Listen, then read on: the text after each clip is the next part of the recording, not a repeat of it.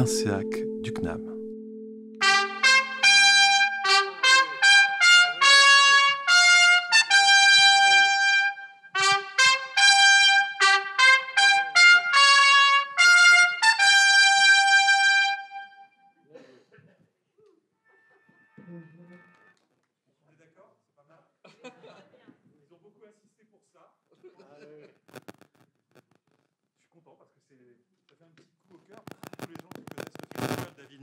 Et en tout cas, je suis vraiment ravi ce soir d'accueillir sur cette scène pour une causerie. Alors, une causerie, c'est un terme qu'on emploie beaucoup au Québec. On aime bien causer, on fait la petite causerie. Et c'est une causerie qui a lieu avant la projection d'un film. Donc, on compte vraiment sur vous pour presque introduire ce film que vous connaissez tous les trois très bien. On a le plaisir d'accueillir ce soir parmi nous. Tout est indiqué là, donc je ne vais faire que lire. Emmanuel Vallon, tout est bien fait. Professeur de sociologie politique à l'Université de Paris-Ouest, professeur invité au Centre d'études théâtrales de Louvain-la-Neuve. Cher Emmanuel, il est au centre. On a mis en face les cartons, vous voyez, comme ça vous ne pouvez pas vous tromper quand vous poserez les questions. Jean-Gabriel Carasso, merci Jean-Gabriel d'être là. Ça fait longtemps, hein, tous les deux, qu'on vous attendait ici à l'INSEAC et dans le beau théâtre du Champ-Roi. Auteur, réalisateur. Il avait très envie de se mettre en bord de scène, mais on lui a expliqué que c'était filmé. Donc, il y a 400 000 personnes qui nous regardent en ce moment qui ne peuvent pas échapper à cette parole. Consultant auprès de l'Observatoire des politiques culturelles, et puis directeur de l'Oiseau Rare, association de recherche d'action culturelle.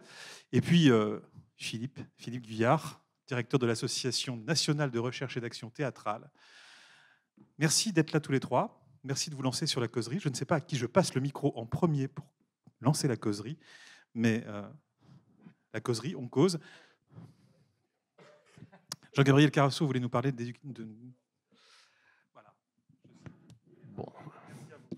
Il faut chauffer la salle, c'est toujours sur moi que ça tombe.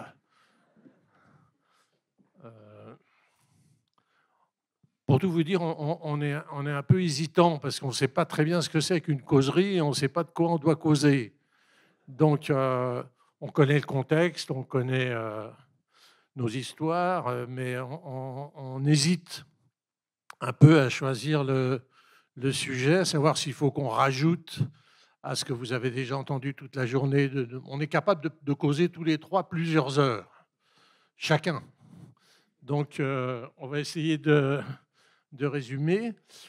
On s'est dit, moi, je vous dis ce que j'ai compris et ce que j'ai préparé. Comme ça, après, on pourra échanger. J'avais compris que le thème un peu général, il y a deux sujets en tout cas de notre discussion, de ce que j'ai compris, c'est-à-dire qu'il y avait quelques éléments de l'histoire qui, comme on commence à vieillir un petit peu, on a vécu pas mal de choses, c'est les 40 ans, mais qu'est-ce qui s'est passé au début de ces 40 ans, ça on pourra vous raconter parce qu'on y était. Enfin moi j'y étais en tout cas. Donc j'avais noté quelques trucs qui pourraient être intéressants sur l'histoire. Et puis, la deuxième chose, c'était sur la question du partenariat et de l'intervention. Qu'est-ce qu'intervenir veut dire? Et qu'est-ce que ça implique au fond? Donc, pendant les 2h30 de train, j'ai beaucoup réfléchi à ça et j'ai pris quelques notes. Donc, peut-être que je suis à peu près à vous parler de ça. Mais s'il y a d'autres questionnements ou interrogations ou des doutes ou des choses qui vous intéressent, on fera de la pédagogie inversée, c'est-à-dire qu'on répondra aux questions que vous voudrez bien nous poser. Voilà, j'ai fini. Bon, ce que Jean-Gabriel ne dit pas, c'est que les trois mâles vieillissants et à la peau singulièrement éclaircie, qui sont ici présents pour cette séance genrée, se connaissent très bien et donc ajoutent en plus le péché de connivence, ce qui ferait vite tourner la causerie à une histoire d'anciens combattants. Moi, je crois que ce qui est plus important, c'est que de nos points de vue assez différents, puisqu'on a des regards croisés sur les enjeux, les réalités et les perspectives plus ou moins riantes de l'éducation artistique et culturelle, on essaye de donner un peu d'aspérité à un questionnement, un débat auquel participent en général plutôt des acteurs enthousiastes et relativement heureux de partager leurs expériences. Et cet esprit irénique qui flotte en général sur les colloques d'éducation artistique et culturelle se rompt lorsque on écoute les conversations de coulisses, au buffet notamment, et où on se rend compte qu'il n'y a pas que les problèmes de financement, qu'il n'y a pas que la lourdeur des dossiers à monter, qu'il n'y a pas que la solitude de la porteuse ou du porteur de projet, qu'il n'y a pas que les embrouilles avec les tutelles au moment de l'évaluation, qu'il y a aussi des résistances qui sont fortes au sein même de l'institution scolaire et dans la société, au point que les progrès accomplis, les pas franchis, tous les acquis qui semblent apparemment consolidés peuvent se retrouver menacés.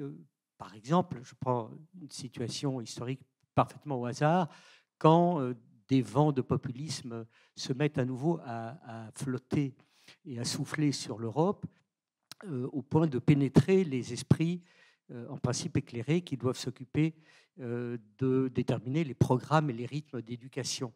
Voilà. On a vu depuis ces 40 ans beaucoup de va-et-vient, même si, c'est vrai, la pente fut ascendante. Il y a eu généralisation, non, seulement dans les indicateurs de performance du budget, où l'on peut afficher quelquefois des objectifs de 80% d'élèves touchés par l'éducation artistique et culturelle. Alors, de mon point de vue, qui est celui d'un analyste des politiques publiques, de la culture et accessoirement de l'éducation, c'est certain qu'il est déjà important de vérifier qu'un objectif de bien public est inscrit à l'agenda.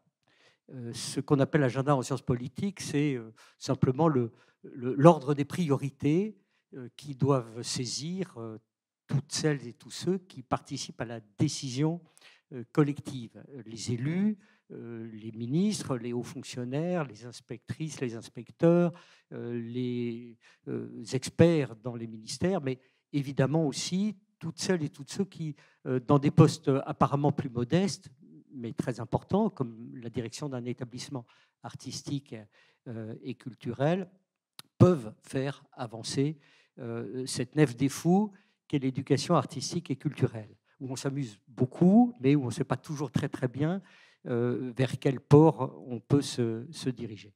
Alors, dans un moment comme celui que nous vivons, où il y a à la fois beaucoup d'expériences à capitaliser, et les débats de cet après-midi l'ont démontré, un passage entre deux générations, ce à quoi on s'efforce de contribuer, nous les croulants de la tribune, et tout de même une conjoncture assez inquiétante, assez défavorable aux entreprises d'émancipation, le mot je l'ai entendu repris à bien des reprises dans les débats de cet après-midi, eh bien, il est important de faire œuvre de lucidité collective et d'essayer d'identifier les facteurs de blocage et les instruments de levage qui peut-être permettront de les surmonter.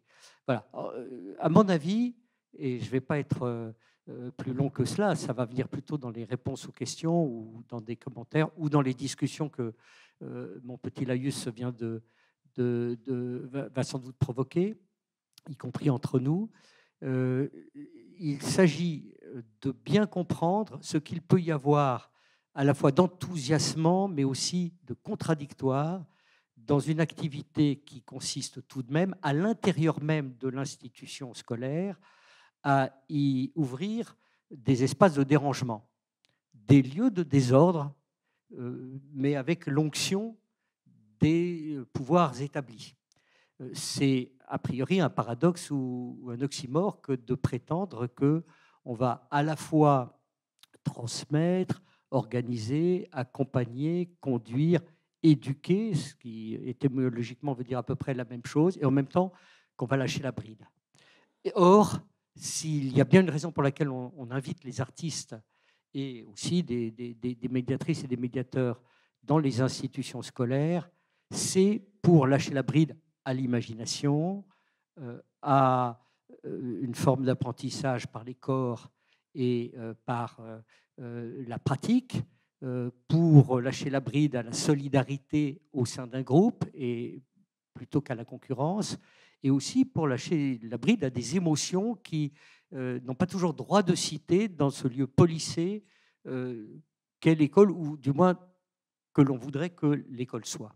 Donc, commençons par une analyse assez objective de ces situations, identifions les points de blocage, voyons aussi dans les pratiques des différentes catégories d'acteurs dont on a bien compris qu'ils étaient dans des chaînes de coopération qu'on peut analyser effectivement avec le vocabulaire de Howard Baker ou d'autres sociologues, et essayons de voir qu'est-ce qui peut mettre de l'huile dans ces rouages ou qu'est-ce qui, au contraire, peut gripper la machine. En tout cas, bon, c'est ce que je me suis un petit peu efforcé de faire dans un article que vous pourrez lire, c'est ce qui me permet de conclure tout de suite, dans la revue de l'INSEAC, un article qui était paru en 2023 dans une revue un peu moins connue qui s'appelle Atala, très belle revue artistique, littéraire, philosophique, éditée par notamment des professeurs de l'enseignement secondaire et qu'on peut trouver en ligne, mais que vous allez relire, et qui essaie de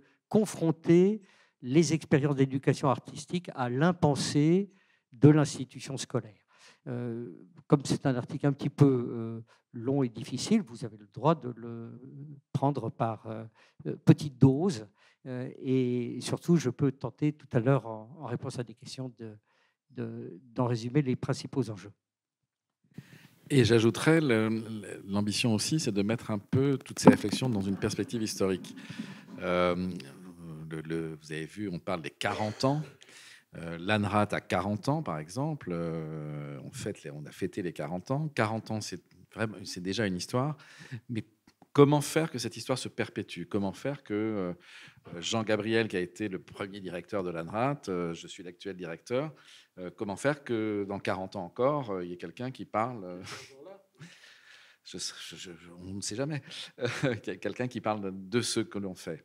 C'est-à-dire de comprendre aussi un petit peu, pour moi, il est essentiel de comprendre le terreau, l'écosystème qui a permis la naissance de tout ça, et de voir aujourd'hui comment, avec dans la situation actuelle, comment perpétuer, comment réengager.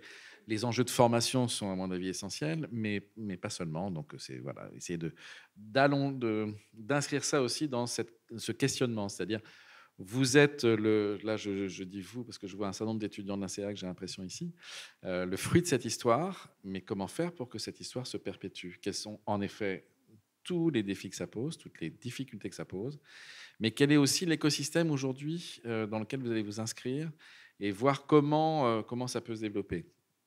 On a l'avantage avec Jean Gabriel d'avoir quelqu'un qui a connu cette histoire, en effet, peut-être pas dès son origine, ça dépend quelle origine on donne à cette histoire, mais je repensais à un article de Jean-Claude Lalias où il rappelait que finalement, toutes ces questions d'éducation artistique et culturelle sont aussi nées d'une conjonction, d'un moment favorable, moment où vous avez à la fois la décentralisation théâtrale avec des directeurs qui sont extrêmement engagés. Il y a une lecture récente, c'est la lecture de Marjorie Glas, Quand l'art chasse le populaire, qui m'a beaucoup frappé là-dessus, qui s'appelait parfois eux-mêmes des animateurs.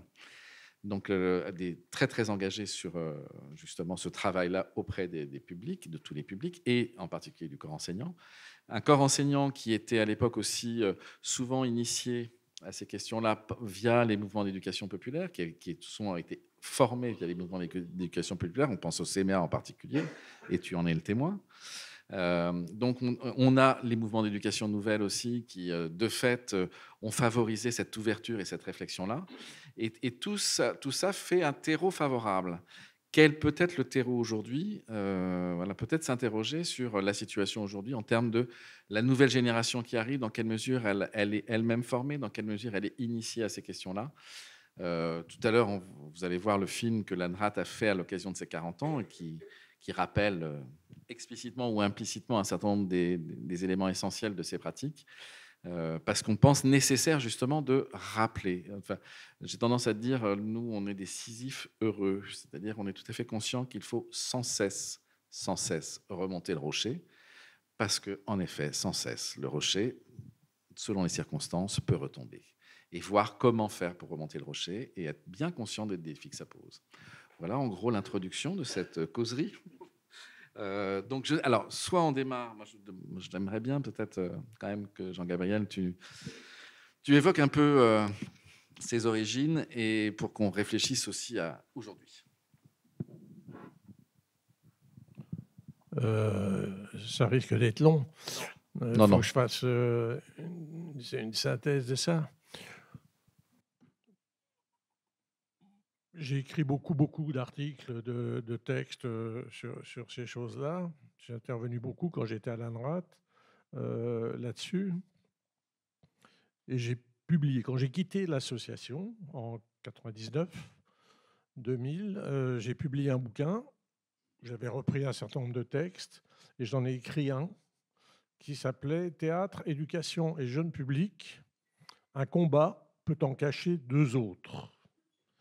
C'était la thèse de l'article, c'est un peu ce que tu dis, c'est-à-dire que, au fond, ce que ma génération, ou les gens on n'est pas ceux d'après-guerre, on est nés après, on est les boomers, ceux qui qui avaient 20 ans en 68, qui ont vécu les années 70, la première mission d'action culturelle en milieu scolaire, où on a commencé à faire des choses dans les écoles avec des artistes qui intervenaient là-dedans.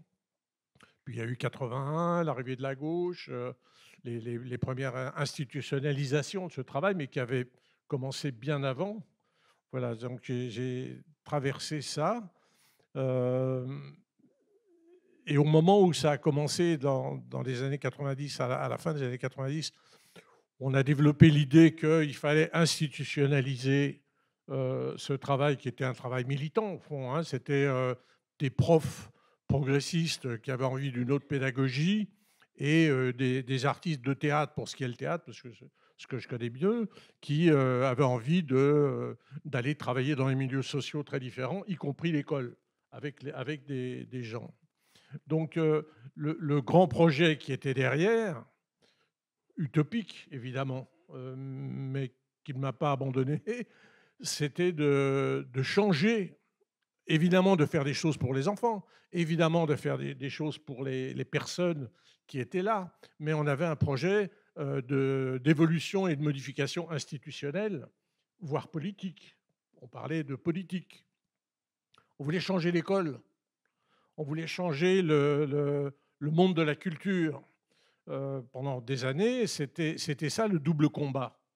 C'était de dire il faut absolument introduire dans ce système scolaire sclérosé, magistral.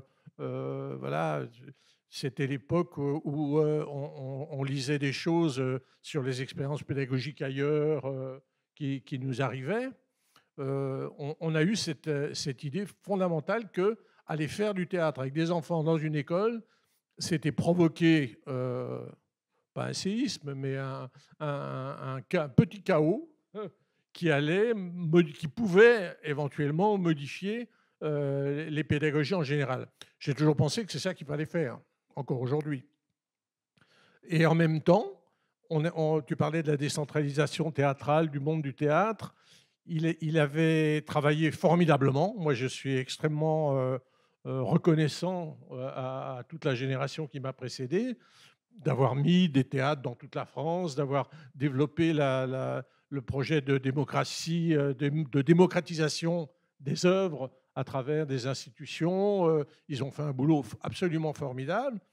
Mais après 68, et notre génération, après, s'était dit, ça ne suffit pas. Il faut aller plus loin dans le rapport avec les publics. Il faut essayer de toucher les gens d'une autre manière. Et on a vu fleurir soit des formes nouvelles, le cirque, la marionnette, le théâtre de rue, toutes ces choses qui étaient une recherche de popularité par la forme. Et puis, il y a une recherche de popularité, évidemment, par l'école, en disant il faut commencer dès le début à faire un travail avec les enfants, les jeunes, les profs. Il y avait à l'époque pratiquement très peu de lieux culturels et de théâtre qui faisaient ça. Le théâtre jeune public, ça se résumait en 69 à une dizaine de compagnies en France, dont celle où j'étais moi, mais aujourd'hui, il y en a quelques milliers, hein, je ne sais pas exactement. Donc, mais cette idée de double combat, de dire c'est à la fois un combat pour essayer d'élargir, d'aérer, de renouveler, de donner de l'air, ce que disait un peu Emmanuel avec ses mots, de donner aux enfants et aux profs une autre relation. Les pratiques artistiques en général et le théâtre en particulier pouvaient y arriver. Et on a 2500 exemples de moments où c'est arrivé. Et en même temps, on s'était dit, on va faire bouger les politiques culturelles, la culture, le système des institutions, etc. Je pense qu'on n'a pas très bien réussi pour faire un cours du côté de l'éducation nationale. Le mammouth est vraiment résistant, même s'il y a plein de choses qui se sont développées. On a beaucoup mieux travaillé, beaucoup mieux réussi dans le champ de la culture, puisque je crois que tout à l'heure, nous présentaient les profs relais avec un peu d'histoire de ça. Au début, les années 70, il y avait dans les archives et dans les musées un début de services éducatifs, au fond. Aujourd'hui, il n'y a plus un seul lieu culturel qui n'a pas, d'une manière ou d'une autre, un travail en direction des écoles, de la formation, de services éducatifs, etc. Il y en a partout. Donc ça a réellement bougé beaucoup. L'éducation nationale, en présence d'un recteur, je vais faire attention à ce que je dis, je connais moins bien. Je connais moins bien, mais je constate que dans certains domaines, il y a encore, comment dire, comme ils disent au football, une marge de progression. Il y a de la marge de progression à accomplir, me semble-t-il. Mais voilà, je dis ça de très loin parce que, pour tout vous dire, j'ai plus le nez dedans. Je suis les choses de l'extérieur. Je m'intéresse, par exemple, au pass culture, à la philosophie que ça représente. J'ai quelques interrogations. Mais voilà, c'est tout. Je ne sais pas si j'ai répondu un petit peu à ta question rapidement. Oui, ça peut s'enchaîner assez naturellement. Ce que décrit très bien Jean-Gabriel Carasso à l'instant, c'est l'investissement d'une génération d'acteurs qui s'est déroulé, à mon avis, pas seulement sur 40 ans, mais sur 50 ans, parce que vous retrouverez tout l'éphéméride dans l'ouvrage de Marie-Christine Bordeaux, ici présente, et François Deschamps, qui vous raconte un petit peu la genèse de l'éducation artistique et culturelle en France. Dès le milieu des années 70, il commence à y avoir des chantiers, des solutions pour ce qu'on a appelé le tiers-temps pédagogique ou le 10% artistique et culturel. Mais c'est vrai que la marche vers l'organisation, la construction d'un système commence de façon plus sérieuse avec les années 80. Honnêtement, la sanction par la loi est encore plus tardive, hein, puisque c'est la loi de refondation de l'école de la République de 2013 qui pose les bases et qui commence à introduire cette triade qui est bien reprise et explicitée dans la charte de l'éducation artistique et culturelle de 2016, dont le Haut Conseil, avec Emmanuel Létis, a été l'ordonnateur, à savoir l'alliance entre une pratique, une connaissance et des actions de type réflexif, c'est-à-dire la possibilité de regarder ce que l'on fait, de l'analyser, de chercher la profondeur, dans la profondeur, ce que peut transformer une pratique artistique et pas simplement donc la connaissance des œuvres. Bien, mais on se heurte là tout de suite à un problème qui est même, je dirais, consubstantiel à l'idée démocratique, qui est celui de l'extension de ces expériences isolées et de plus en plus riches à l'ensemble d'une classe d'âge et au-delà à toute la jeune population d'un pays.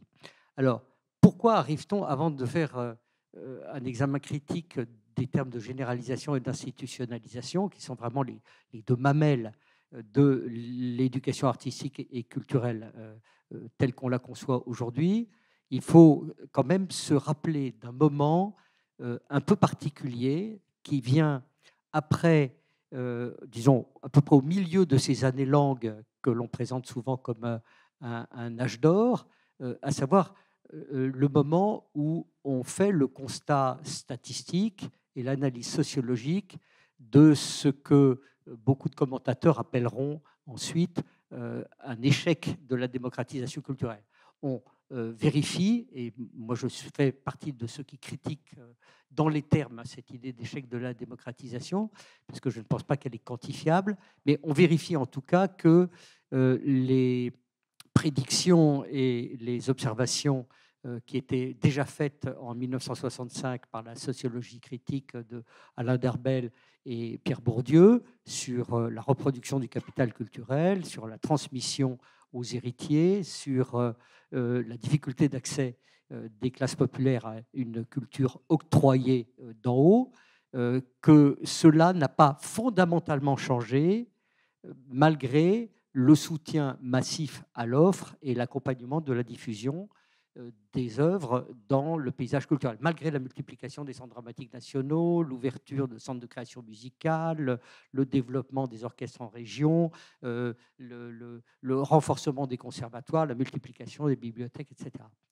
Et donc, la solution qui apparaît petit à petit comme une issue pour non seulement la classe politique, mais aussi pour beaucoup d'acteurs du milieu culturel, c'est évidemment l'initiation dès le plus jeune âge, c'est de se tourner vers l'école, puisque c'est le lieu de rassemblement de toute une tranche représentative de la population. À l'école, obligatoire, eh bien, on va retrouver tous les enfants de France. Si on part du principe que l'éducation artistique et culturelle est un palliatif aux limites de la démocratisation de l'art et de la culture, alors on n'a pas d'autre possibilité que d'appeler à sa généralisation.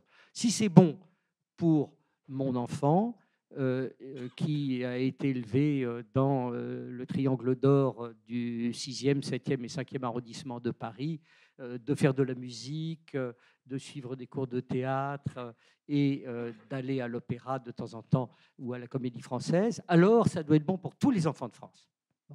Et dès lors qu'on fait ce raisonnement, eh bien, on s'offre aussi des possibilités de ce que j'ai appelé mise à l'agenda tout à l'heure, c'est-à-dire de construction d'une perspective programmatique.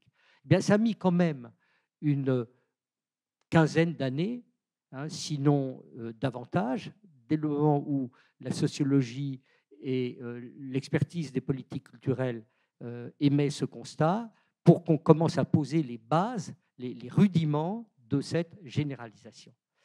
Et personnellement, je pense que, et c'est là tout l'intérêt de vos travaux et de ce qui se fait ici à Guingamp et dans beaucoup d'autres endroits de France, quand un préac, par exemple, un pôle régional d'éducation artistique et culturelle est à l'œuvre, je pense que l'expérimentation n'est pas forcément tuée par la généralisation. On peut, dès lors qu'on ouvre des espaces d'expérience partout, avoir une dissemblance, avoir une disparité, une variété extraordinaire d'expériences, surtout si ça reporte sur ce principe de partenariat, c'est-à-dire que ce sont des rencontres entre des personnes et des personnes qui arrivent avec leur singularité et leur vision qu'il va falloir croiser. Le problème plus complexe est celui de l'institutionnalisation, et c'est là que je vais m'arrêter et laisser Philippe embrayer. Parce que dès lors que vous voulez que ça entre dans les programmes, dès lors que vous voulez qu'il y ait du contrôle, qu'il y ait une validation de ces apprentissages pour renforcer les compétences et que ça rentre dans le fameux socle de connaissances, de compétences qui est promu lui aussi par les textes officiels, alors il faut un petit peu en régimenter. Il faut dépêcher des contrôleurs, il faut évaluer, il faut, surtout si vous avez cet objectif de généralisation aussi, quantifier. Et donc là, effectivement, il peut y avoir un risque de normalisation, de standardisation des actions. Mais à tout prendre, aujourd'hui, dans les conditions qui sont les nôtres, c'est-à-dire de retour à peu près régulier et toujours plus virulent de ceux et celles qui ne pensent qu'en termes de fondamentaux, qui croient que l'école est simplement un lieu où l'on doit travailler sur lire, écrire, compter. Le risque de cette standardisation me paraît beaucoup moins important, beaucoup moins redoutable que celui d'une autre forme de normalisation des esprits et des conduites pédagogiques qui serait simplement le retour aux valeurs de l'instruction.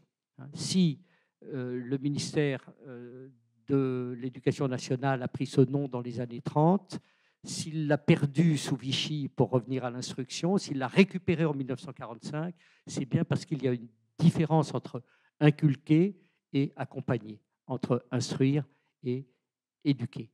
Donc, cette conduite accompagnée, elle passe effectivement par l'expérience, elle passe aussi par les émotions, elle passe aussi par les corps.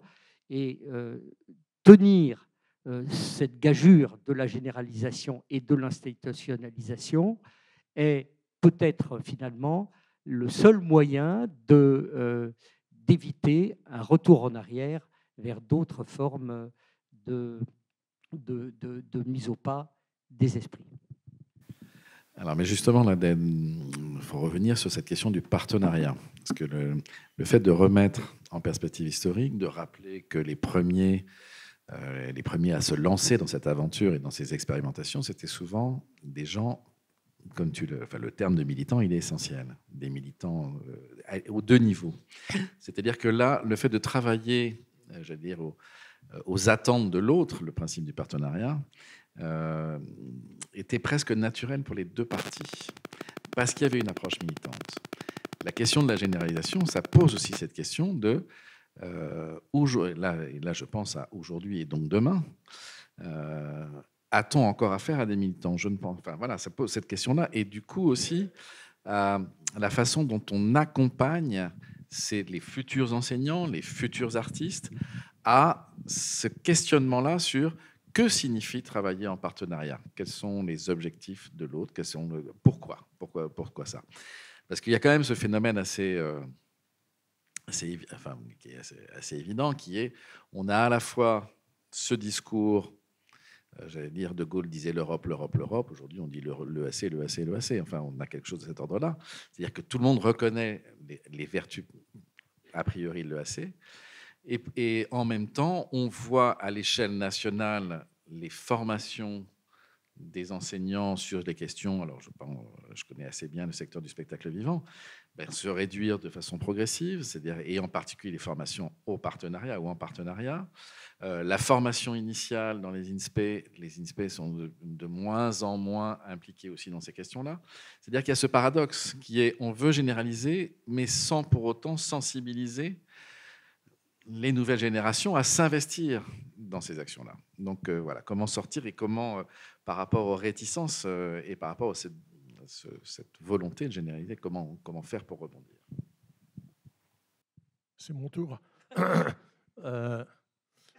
Moi, j'ai été très réticent au terme de généralisation. Voilà, faut quand même mettre un peu de... Quand c'est arrivé... moi, j'étais contre, mais je crois que je me suis souvent mal fait comprendre là-dessus. Je ne suis pas contre la généralisation du bonheur, de la santé. Je suis pour. Je suis pour la généralisation de tout ce qui va bien. Mais en l'occurrence, pour ce qui nous occupe, j'avais l'intuition, je ne sais pas si j'ai eu raison, ou parce que que c'était une manière un peu totalitaire et surtout inefficace de dire ça. En alternative, j'étais pour le développement. J'étais pour l'extension. On peut prendre des mots comme ça. C'est-à-dire de garder l'essentiel du fond de toute cette période, de cette expérimentation, du partenariat. D'ailleurs, il y a un certain nombre de données qui sont rentrées qui sont dans la charte. Je veux dire, c'est des données qui sont maintenant largement en public. Les 3 pôles, moi j'avais décrit ça il y a un certain nombre d'années, d'autres éléments qui sont là. Ces idées-là ont avancé. Mais je m'étais dit, pourquoi dire qu'on va généraliser alors qu'on n'en a pas les moyens? On n'en aura pas les moyens. Donc, sauf à installer dans les programmes, etc. Mais installer dans les programmes une pédagogie de projet, je ne sais pas, moi, je ne connais pas suffisamment, honnêtement. Peut-être je me trompe complètement. Mais je m'étais dit, à l'époque, aujourd'hui, je ne sais pas, c'est aller trop vite et c'est prendre un risque que tu as un peu décrit tout à l'heure. Donc, voilà, moi, j'avais envie de dire ça. Je pense toujours en même temps, parce que j'étais totalement contradictoire là-dessus, je trouvais important de rentrer dans le temps scolaire, dans l'espace scolaire. Je me souviens qu'on avait inauguré à Orléans, au siècle dernier, pour la première fois dans un lycée, un espace de travail théâtral, qui n'était pas une scène comme ça, qui était un espace adapté au travail. Je ne sais pas si ça s'est développé quelque part ailleurs dans les bâtiments. Actuellement, on ne construirait plus, je crois, de lieux d'enseignement sans qu'il y ait des lieux d'activité sportive autour ou dedans, je ne sais pas. Mais la question d'inscrire ça dans les bâtiments, il me semble qu'il y a encore beaucoup de chemin à faire là-dessus. Donc, c'est un processus très long. Et je m'étais dit, je prends les petites phrases d'Umberto Eco, que j'avais entendu une fois à la télé, parler du rôle des intellectuels par rapport aux politiques ou des militants. J'ai souvent cité ça avec Emmanuel. Je l'avais entendu dire une fois, les militants, les intellectuels doivent dire aux politiques, voilà ce qu'il faut faire. Ça, c'est notre travail. De se battre, d'exiger, de proposer, etc. Et quand les politiques font ce qu'on a dit, alors il faut revenir, il faut dire attention, ce n'est pas exactement ça que j'avais dit. C'est-à-dire qu'il faut continuer à essayer de tenir le sens profond des choses. Voilà, donc c'est un peu ça ma résistance, peut-être gauchiste 68 arts attardé, ou je ne sais pas, des fois on n'en sort pas hein, de ces positions-là. Mais bon, ceci dit, je trouve que objectivement, il y a plein de trucs qui avancent. De ce que j'en sais, il y a vraiment beaucoup d'expériences qui se font. Je regrette simplement, et ça vient dans la même idée, que tout ce qui est de la transmission et de la formation réelle sur le terrain, en partenariat, comme on en a eu fait pendant des années dans les universités d'été, qui était vraiment l'outil le plus intéressant dans ces années-là, de formation conjointe, de travail physique conjoint, voilà, ça, à ma connaissance, en tout cas, ça s'est un peu effondré. Et donc, ce que tu poses, c'est vraiment comment on remet du sens et du sens collectif à ça. Et dernière chose, quand tu disais il y avait un peu le même esprit à la fois dans le monde de la culture et de l'éducation, on avait même le même esprit dans les administrations. On était 3. C'est-à-dire que moi, je me souviens avoir été bagarré pour des budgets et tout ça, comme on doit tous faire quand on s'occupe d'associations, on avait en face de nous des gens ils avaient des contraintes, évidemment, mais ils comprenaient vraiment le sens de ce travail et ils étaient avec nous. je dois vous dire que comme j'ai repris un peu du service là, pour la maison de Philippe Avron et que j'ai refait des budgets, des machins, des trucs et tout ça, c'est plus du tout la même chose. Alors ça, je me permettrai de nuancer pour l'ANRAD quand même. Mais bon, on arrive quand même, en plus il y en a dans la salle, donc on arrive quand même à avoir un dialogue. Mais si je reviens sur, sur ces défis de formation, enfin, c'est quand même, à mon avis, une question clé, mais pareil sur la question des fameux 3 piliers, parce que là moi, je vois, en baladant et en écoutant, il y a rencontrer, pratiquer, s'approprier. Il manque une chose, c'est finalement, on ne dit jamais vraiment aux enseignants qui essaient d'appliquer la chose, comment faire le lien entre les 3. C'est-à-dire qu'il y a, pour moi, la question du sens, elle est fondamentale. C'est-à-dire finalement de la difficulté de transformer ça en intelligence au sens premier, c'est-à-dire en faisant le lien. Le lien entre comment ce que je vois permet d'enrichir ce que je fais au plateau, comment ce que je fais au plateau permet d'enrichir mon regard sur ce que je vois, comment tout ceci me permet en effet de me questionner et de m'approprier peu à peu toutes ces réflexions-là. Cette question du lien entre les 3 piliers, elle est aussi fondamentale et elle est peu interrogée. Sur les questions de formation conjointe, c'est une très grande difficulté. Alors, l'ANRAD continue à faire un séminaire en mêlant en effet les publics, et ça nous paraît absolument fondamental. Mais quand on essaie de faire ça avec les 2 institutions, c'est-à-dire pour faire des formations conjointes, on a réussi il n'y a pas si longtemps à en faire une dans l'Académie d'Aix-Marseille, en mêlant des enseignants et les artistes intervenants. Mais c'est une gageure, c'est-à-dire autant pour les enseignants, finalement, on peut y arriver assez facilement, autant pour les artistes, parce que ça pose la question des défraiements, ça pose la question, donc là, ça devient très, très compliqué. Donc, en effet, ça, pour moi, c'est l'un des défis, là encore, en tout cas pour élargir les choses. Non, mais, si on cherche parmi les irritants un qui fait se lever toute la salle, d'un bond unanime, c'est toujours celui de l'argent, bien évidemment. Hein. Donc, oui, il y avait des fonctionnaires peut-être plus libres d'accorder la petite marge de budget dont ils disposaient à des expériences innovantes.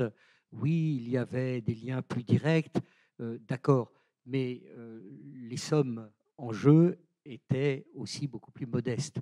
Si on veut aller vers ce que, d'une façon que je trouve toujours un tout petit peu publicitaire et un peu, disons, approximative, on appelle le 100% EAC, qui pour moi toujours paru plus étiquette de camembert que véritable référentiel de politique publique. Mais bon, en même temps, j'y adhère complètement. Comme je l'ai dit sur le thème de généralisation, il faut mobiliser des moyens beaucoup plus importants. Donc là, on le voit, si les militants ont gagné la bataille sémantique, en revanche, ils n'ont pas encore gagné la bataille budgétaire. Et donc, ce n'est plus avec de nouveaux militants qu'elle sera gagnée, mais par une mobilisation beaucoup plus diffuse, beaucoup plus difficile aussi, dans les collectivités territoriales, dans l'ensemble des administrations publiques. Commençons par observer déjà que les chiffres que l'éducation nationale nous procure pour évaluer son effort budgétaire en matière de l'éducation artistique et culturelle en dehors du salaire du traitement des professeurs de musique et d'art plastique, ces chiffres sont très difficiles à analyser et même à identifier. Il est certain que sans un effort dont on voit mal l'actuel gouvernement en formation et en devenir incertain y consentir, en dehors d'un gros effort, là, il y a une marche qui ne sera pas franchie. Alors, peut-être que c'est dans la coordination des acteurs qu'on peut faire des progrès. Et ces rencontres y participent, comme beaucoup d'autres assises qui se déroulent souvent dans les régions ou par discipline. J'observe simplement que, en dehors de l'expérience qui a suivi le plan Langue-Tasca de 2000, il n'y a guère eu de véritable alliance organique entre l'éducation nationale et le ministère de la Culture. Hein, disons, entre le mammouth et la gazelle, pour reprendre ton... enfin, pour poursuivre dans ta métaphore qui nous rappelle un ancien ministre de l'Éducation nationale. Bon, pour qu'ils s'entendent, déjà, il faut qu'il y ait un ministre de l'Éducation nationale, pas forcément 5 en 15 mois, mais un ministre ou une ministre qui est un peu à cœur de rester, et les possibilités de faire adopter des budgets. Mais il faut aussi que l'ensemble de l'administration se déclare ouverte à des coopérations. C'est extraordinaire d'entendre les deux ministères parler de partenariat tout en restant aussi ostensiblement séparés dans leur façon de traiter le sujet. Je sais bien que ça se règle de façon beaucoup plus consensuelle et conviviale au niveau d'une délégation académique ou au niveau d'une DRAC. Et là, le courant passe. Et encore mieux, au niveau d'une agglomération ou d'un département. Mais quand même, là, il y a un problème qu'on identifie. La troisième chose qu'il faut, c'est, et tu l'as dit, de la formation. Nous avons tous les trois ici, et Marie-Christine aussi, et Emmanuel sans doute plus discrètement et plus efficacement plaidé pour non seulement la multiplication des catalogues de formation continue pour les professeurs de l'éducation nationale, mais aussi pour l'inscription dans les instituts de formation des professeurs des écoles. Je ne sais plus comment les appeler, puisque les écoles normales sont devenues des SP qui sont redevenus des instituts, etc. Bon, peu importe le sigle, ces lieux essentiels de formation où, dans les masters que nos universités mettent en place pour préparer les futurs enseignements, on a absolument besoin non seulement de modules de connaissances, mais aussi d'expérience, de montage de projets, de faire vivre cette pédagogie qui n'est pas que alternative, avec aussi bien des futurs professeurs de lettres et de musique et d'art plastique, qui pourraient peut-être participer encore plus à l'éducation artistique et culturelle, mais aussi avec les professeurs d'EPS, d'histoire géo, et bien entendu l'ensemble des professeurs des écoles. Et puis, on a besoin que dans les écoles supérieures d'art, il y ait l'image inversée de cela, c'est-à-dire des modules de formation aussi. Et puis, enfin, de quoi aurait-on besoin? D'un petit peu d'encouragement de tous ceux et de toutes celles, c'est souvent au féminin que ça se décline, qui prennent le risque, le temps, la force de monter ces projets dont on nous a dit dans les ateliers, comme ils étaient consommateurs de temps, justement, apprendre sur la vie professionnelle et apprendre sur la vie familiale. Hein. Qu'on ne les laisse pas seuls devant ce gymkhana de construction d'un dossier, de réponse à des projets d'appel d'offres. Voilà. Si la génération montante, avec l'aide des lieux d'intelligence que sont des instituts comme celui-ci ou les universités et les écoles d'art, parvient à relever ce défi-là, je pense qu'on fera reculer ceux qui, justement, aiment beaucoup revenir en arrière. Alors, il est 19h50, je crois, 54. Quand le monsieur s'approche, là, voilà. Ça veut dire qu'il va falloir... Il ne faut pas mettre trois bavards sur la même table, c'est très dangereux. Peut-être quand même le temps d'une ou deux questions. Enfin, je pense que pour être... et je pense en particulier à le cœur de la salle. Très bien. Le cœur de la salle, c'est vous. Hein. C'est les étudiants. Ben,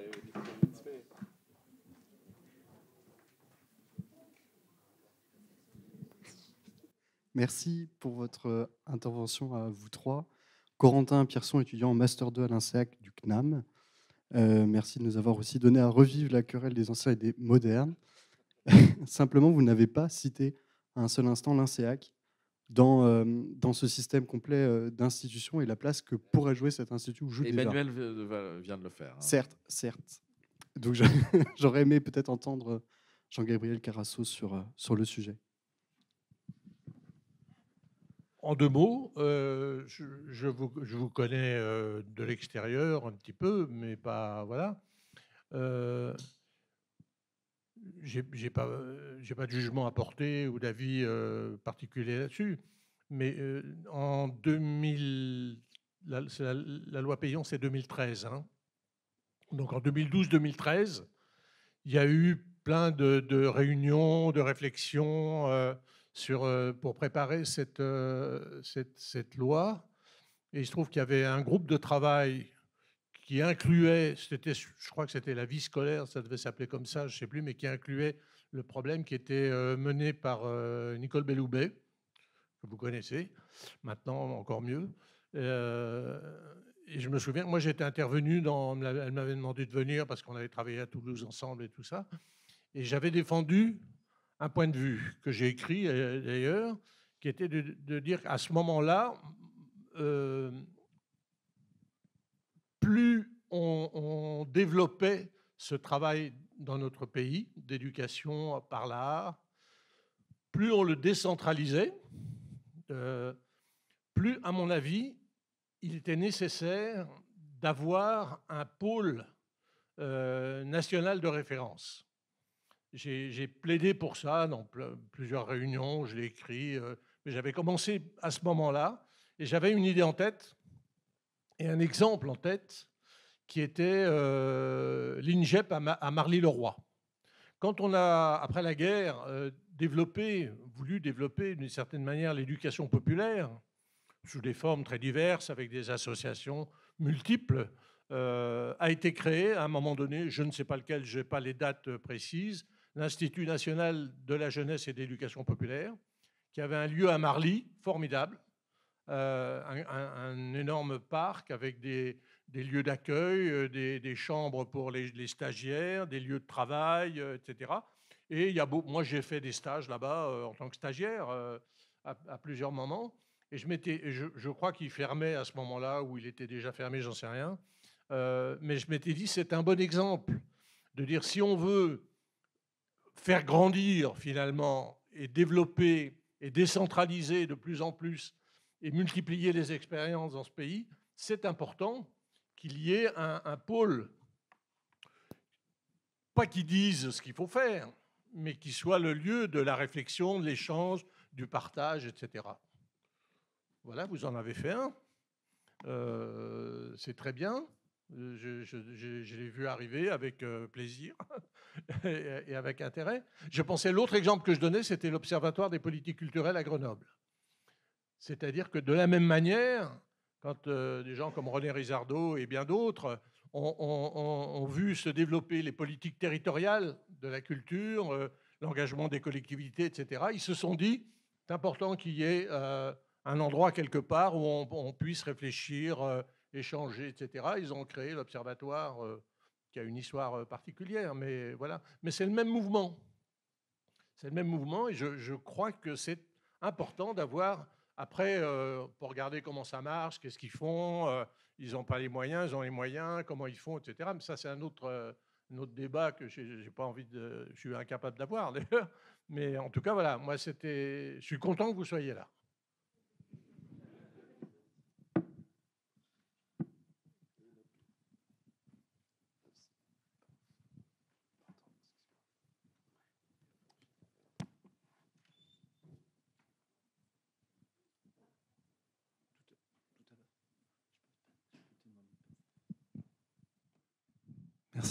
Merci de vos témoignages. Je me présente, William Demenech. Je dirige un théâtre à 15 minutes d'ici qui s'appelle Le Petit Écho de la Mode à Châtellerault-Ploagat, avec une saison culturelle de territoire.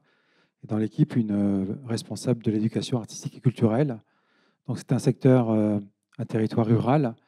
Et depuis à peu près plusieurs saisons, ce qu'on constate, c'est que sans l'éducation artistique et culturelle, tout ce travail que nous faisons auprès du monde scolaire, mais aussi d'autres structures, c'est vraiment ce travail-là qui permet à un public de se créer, à des enfants de s'ouvrir et à des familles de fréquenter des lieux culturels, le nôtre, mais aussi d'autres lieux aussi. Et nous travaillons avec des établissements scolaires avec qui il y a des référents, des envies, mais on constate de plus en plus de difficultés pour ces établissements scolaires à créer ce partenariat, c'est-à-dire à créer les espaces de co-construction pour bâtir des projets. On constate vraiment que l'école, depuis vraiment quelques années, dans son organisation, dans l'humeur et dans une certaine fatigue aussi des enseignants, des enseignantes, ont de moins en moins de possibilités et de temps à consacrer et même d'envie pour monter des projets, tout en ayant envie, mais en étant aussi un peu à bout de souffle. Mon fils, qui est en 3e, qui a 14 ans, a fait sa rentrée comme tout le monde, et depuis 3 semaines, il me parle de ce dont vous avez entendu parler, de ce jeune TikToker qui a lancé une pétition pour que l'école soit transformée avec des enseignements importants le matin et des activités autres l'après-midi qui libèrent les corps et qui permettent aussi d'ouvrir à d'autres activités et à d'autres postures. Et je me demande, en vous écoutant, en entendant votre métaphore du mammouth, si finalement, est-ce qu'on n'aurait pas une révolution à opérer au niveau de l'école, des enseignements? Je sais que c'est une vieille Madeleine, hein, sûrement, mais est-ce que là, il n'y aurait pas un signe important pour transformer l'éducation artistique et culturelle au sein de l'école et donc au sein, comme vous l'avez dit, M. Wallon, généralement de la société? Et j'aimerais bien entendre M. Carasso vos réserves sur le pass culture. Merci. Alors oui, vous avez bien fait de demander à Jean-Gabriel, parce que sur le pass culture, je crois qu'on a tous les trois des réserves, ça risque, il vaut mieux qu'il n'y en ait qu'un qui réponde. Moi, je vous remercie quand même d'avoir insisté sur l'importance de l'EAC en milieu rural, parce que bon, je suis passé directement du chaud bouillon de Paris-Centre à celui beaucoup plus culturel encore de la Bretagne Sud. Et je constate que effectivement, les phénomènes de ce qu'on appelle de façon un peu jargonnante la socialisation intergénérationnelle inversée, c'est-à-dire des enfants vers les parents, ça fonctionne très bien et ça fonctionne grâce au projet d'éducation artistique à l'école. Et souvent, dans une commune de 1500 habitants, c'est ça d'abord qui entraîne l'ensemble des acteurs et qui révèle des possibilités, y compris de formation de véritables équipes artistiques. Cependant, ce que vous dites sur la transformation de l'école, bon, en espérant que ce ne sera pas TikTok qui l'amènera, je crains qu'aujourd'hui, quand même, la culture du programme, du résultat et de l'évaluation telle qu'elle est engagée freine une partie des ardeurs. Je crois encore, moi, beaucoup à la capacité du corps enseignant à s'investir de façon originale et entière dans ces projets, mais ne négligeons pas non plus les phénomènes de repli sur soi, de méfiance parfois entre collègues qui peuvent venir de ce climat aussi dans lequel on doit toujours rendre compte sur des objectifs quantifiables et qui ne favorisent pas vraiment les initiatives. Donc ça, je crois que c'est quelque chose dont toute la collectivité, toute la société doit être comptable, éviter que l'école ne soit que un lieu de reproduction d'un certain nombre d'injonctions. J'ajouterais un peu entre les deux, mais ce que je constate, moi, chez beaucoup d'enseignants, c'est une perte du sens d'enseigner, et que souvent, c'est par les projets d'éducation artistique et culturelle qu'ils retrouvent le sens. C'est-à-dire qu'on est un peu... voilà, il y a à la fois la puissance de ce qu'Emmanuel vient d'évoquer, c'est-à-dire la puissance de ces programmes, etc., et en même temps, un besoin de plus en plus fort du corps enseignant de trouver des nouveaux projets pour retrouver le sens du geste. Enfin, voilà, donc on est un peu dans ce moment-là. C'est-à-dire que là, nous, on organise tout un tas de choses et je constate de plus en plus ça. Cette idée de... il faut qu'en effet qu'on renouvelle quelque chose. Il y a des choses qui ne marchent plus et l'éducation artistique et culturelle est en effet peut-être une solution. On peut peut-être finir là-dessus d'ailleurs. Sur le pass culture. Ah oui, le pass culture, pardon. Vous me refilez le truc difficile en 30 secondes. Je me doutais qu'on risquait de parler de ça aujourd'hui. Et j'ai amené dans mon ordinateur, j'ai mis un article qui vient de paraître il y a très peu de temps dans Le Monde de Michel Guérin, qui est le rédacteur en chef chargé de la culture, c'est ça. Il dit « Plus le Pass Culture a du succès auprès des jeunes, plus il creuse les inégalités qu'il est censé corriger. » Bon, moi j'écoute ça avec... oui, ça ressemble. Il dit « Le Pass Culture amplifie les œuvres à succès, finit dans la poche des producteurs culturels privés. Plus le Pass Culture a du succès, plus il creuse les inégalités. » Alors il développe, hein, moi je n'ai pas le temps de vous le faire là. C'est près de 3 fois plus que l'argent dépensé par l'État pour l'éducation artistique. C'est un camouflet pour ces militants de l'éducation de terrain. On l'a un peu vécu comme ça, pour certains, je crois. Le Pass Culture balaye aussi la figure clé du médiateur. C'est uniquement ce que j'ai souligné en le relisant. Parce qu'il ne coûte que... Le Pass collectif, il parle de la différence avec le Pass collectif qui est à disposition des enseignants. Il dit qu'il ne coûte que 45 millions d'euros sur 260 que coûte l'ensemble. Je ne sais pas si les chiffres sont les bons, je fais confiance. Voilà, et il m'informe, je ne savais pas que le Pass Culture emploie 166 salariés. Il y a un rapport qui est sorti il n'y a pas longtemps de l'Inspection générale de la culture, je crois, c'est ça, qui, je n'ai pas lu, hein, mais qui travaille là-dessus. Honnêtement, je n'ai pas d'idée sur le fond de ça, mais quand c'est arrivé, ce projet-là, ça faisait écho à ce qui s'était fait en Italie, il y a quelque temps, je crois, avec ça s'appelait Chèque Culture, je ne sais pas, un truc comme ça. On s'est vu de l'extérieur, encore une fois, hein, je suis vraiment en dehors du coup, je ne suis pas le nez dedans. On se dit, c'est un camouflet par rapport au travail des gens. Alors si c'est un apport en plus, comme la partie collective qui semble devoir se développer, et s'il y a de l'argent qui arrive par là pour faire des choses intéressantes, bah, tant mieux. Mais sinon, je suis resté un peu dubitatif, profondément dubitatif. À côté de chez moi, il y a un magasin qui s'appelle le Magasin Général, où ils vendent un peu de tout, des casseroles, des trucs pour écrire.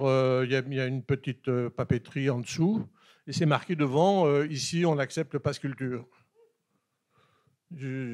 Voilà, c'est très loin de tout ce qu'on a raconté tout à l'heure. Alors, évidemment, on peut pas ne pas se poser de questions sur ça forme quoi, ça fabrique quoi chez les gens, ça entérine, ça développe quoi par rapport à la consommation en général, et voilà. Alors, j'ajouterais juste quand même, attention à ne pas jeter le bébé avec l'eau du bain. C'est-à-dire l'importance aujourd'hui du Pass Culture collectif. Et bon, d'une part, c'est une manne, attention, et c'est d'autant plus important que depuis la mise en place du Pass Culture collectif, d'autres modes de financement des projets, peu à peu, ont diminué, puisqu'il y a le Pass Culture collectif. Et là, là, c'est un danger. C'est-à-dire le jour où le Pass Culture collectif est aussi remis en question, la situation va devenir très compliquée. Et alors, après, on peut se dire que... Enfin, pour moi, la question du Pass Culture, là encore, c'est mettre en place le Pass Culture très, très bien, mais si on ne met pas en place en parallèle un plan de formation pour pouvoir s'en saisir au bon endroit, c'est quand même la limite. Je peux dire quelques mots ? Je me suis demandé si j'allais vous répondre en tant que représentant de l'État, en tant que recteur, en tant que militant. Et j'ai envie de vous répondre avec mon cœur. En fait, je suis dans un pays plein de paradoxes. On emploie le mot école, on emploie le mot culture. Moi, je suis un recteur qui vit en Bretagne et pour qui le mot école veut dire des réseaux publics, des réseaux privés. Il n'y a pas l'école. Il m'arrive même quelquefois de penser que les parents qui mettent leurs enfants dans le privé, ce sont ceux qui fréquentent le théâtre public. Ça nous pose des questions. c'est intéressant. On est tous à la recherche quelquefois du petit confort qui nous va bien. Il m'arrive même de penser que ceux qui mettent leurs enfants dans le public, qui n'ont pas toujours les moyens d'aller dans le privé, on va quelquefois leur reprocher d'aller dans le théâtre privé, parce que c'est plus facile. Tous ces paradoxes-là, on travaille avec. Moi, j'ai envie de vous dire aussi que quand on se regarde les uns et les autres, on se regarde avec une manne, le mot manne, et vous avez décrit, cher Emmanuel, les choses avec beaucoup de subtilité, je trouve ça très important. C'est notre manne commune. L'argent public, c'est notre argent à tous. L'argent du monde de la culture, c'est celui de nos impôts. L'argent de celui de l'éducation, c'est celui de nos impôts. La réflexion de la politique publique, c'est de savoir au fond comment on partage cet argent, qui va à qui et pourquoi, et pour faire quoi et quel projet de société. Vous voyez, quand on se dit au bout du compte de la chaîne, de Howard Baker, on doit recoopérer, mais on coopère sur quelque chose qui nous appartient à tous, notre patrimoine commun. Et comment est-ce qu'on le fait ? Il y a une chose en tant que recteur que j'ai découvert. Moi, je suis recteur depuis 2015. Avant, j'étais universitaire. Je me disais, qu'est-ce que c'est que ce monde de l'éducation nationale que j'ai découvert avec un vrai choc. En réalité, je parle aussi pour les enseignants qui sont derrière moi, parce qu'il y en a quelques-uns. Je pense que le plus grand choc que j'ai eu, j'ai d'ailleurs écrit un petit texte là-dessus en arrivant à l'Académie de Nice, une académie où on a connu des drames, précisément en 2015, après 2015, en 2016. C'est que la pire des choses que peut faire un politique, c'est stigmatiser son propre ministère avec des mots inimaginables. Le mot mammouth est le pire que j'ai pu entendre. Je me suis retrouvé face à des gens agiles, devant relever tous les défis, chaque matin, face à des classes qui viennent de partout, face à des enfants qui viennent de partout. Nous sommes toujours... Quand j'ai lu l'article de Michel Guérin, je ne me suis pas réjoui, je me suis dit « Oh là là, ça va dans le sens qui va bien ». Dans le sens que ce qu'on a envie d'entendre, y compris quand on est tel ou tel acteur. Mais au fond, moi, quand je vois un gamin à la campagne, disposer du pass culture, aller acheter un manga, et on dit, oh, c'est dans l'article aussi, ils vont acheter des mangas.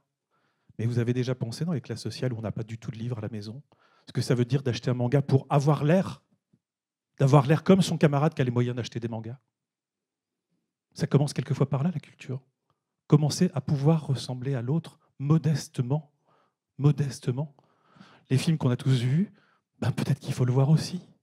Appartenir à la même nation, à la même société, c'est ça aussi. Alors, je ne sais pas si c'est le bon chemin. Je pense que vous tous qui avez été militants, vous avez porté quelque chose avec le cœur qui est énorme, important. Vous avez fonctionné en posant des bases qui sont inouïes, au point même, et j'en suis super fier, qu'à l'UNESCO, cette année, les mots éducation artistique et culturelle, ça devient un vocable utilisé dans le monde entier. C'est formidable, c'est grâce à vous. Et je pense qu'il faut que nous ayons tous, les uns et les autres, la conscience de cette même générosité qu'il faut avoir pour ceux qui n'ont rien. Quand les ministères arrivent il y a 3 ans à sortir la statistique des 75% des jeunes qui ont au moins eu une expérience relevant d'un des 3 piliers, vous voyez, on y est loin encore, c'est très nuancé. Moi, je pense aux 25% qui restent, qui sont toujours ceux qui sont le plus loin. Et je vous assure que c'est toujours pareil. C'est pareil pour la culture, c'est pareil pour le sport, c'est pareil pour tous les sujets. Et je vous assure que je pense que le premier discours qu'on doit tous avoir ensemble, parce qu'on est tous les héritiers de ce que vous avez porté, de ce que ceux qui sont derrière nous vont porter, de ce que les jeunes qui sont à la SEC vont porter, c'est aussi un discours de générosité, de ce que c'est que les politiques publiques. Parce que oui, moi je crois profondément que l'éducation par l'art, c'est non pas une justification pour s'enseigner à tout le reste, mais une justification qui consiste à dire que oui, on est fait par l'art. On a vu il y a peu comment les Jeux Olympiques étaient capables de nous ressembler. Les vrais Jeux Olympiques, comme dirait Paul Veyne, c'est bien ceux qui proposent à la fois l'art et la culture en même temps. On a vu une nation se fédérer. On s'est dit à un moment que c'était beau. Puis vous avez vu, une fois que c'est beau, on a le lendemain des gens qui s'expriment pour dire que ça c'est nul, ça c'est moche, ça il fallait pas faire ça, toutes ces nuances-là. Est-ce qu'on a besoin de ces nuances? Je ne le sais pas. En tout cas, le pacte de la nation est celui du monde public, c'est celui qui doit nous rassembler. Et c'est cette question qui doit nous guider chaque jour, je crois. Voilà ce que j'avais envie de vous dire en tant que représentant de l'État, mais aussi un représentant de l'État qui essaie de faire vivre sa fonction avec le cœur, au nom aussi de tous les enseignants qui sont avec nous et qui font chaque jour un métier remarquable. Franchement, hier, pour tout vous dire et pour finir, avant-hier, j'étais dans une petite école qui a choisi de porter un projet d'éducation artistique et culturelle grâce au CNR, Conseil de refondation de l'école, dans un quartier de Rennes, de REP+. Et j'ai vu une femme incroyable qui avait porté ce projet, une institutrice, et je lui ai demandé, mais au fond, pourquoi vous avez fait ça? Pourquoi c'est si bien? Parce que franchement, le projet est nickel. Cette femme me dit, moi j'étais ingénieur thermique. J'ai quitté mon boulot parce que je voudrais précisément retrouver du sens. Et le sens, je l'ai en école maternelle.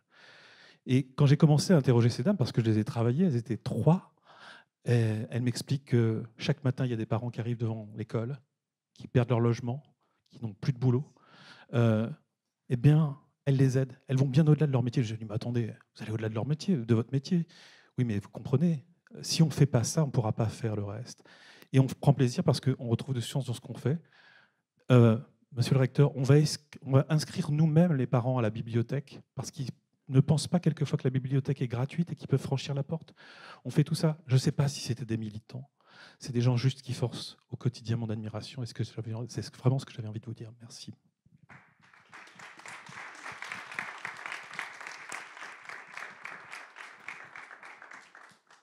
Laurent, on fait quoi?